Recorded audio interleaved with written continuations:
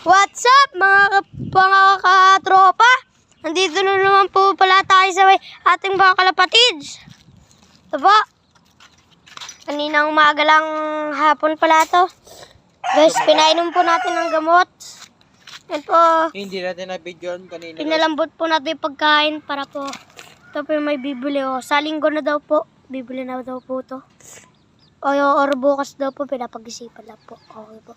Update na lang po kami. Pag may dadagit po ulit papalipad po kami mamaya. Sige po.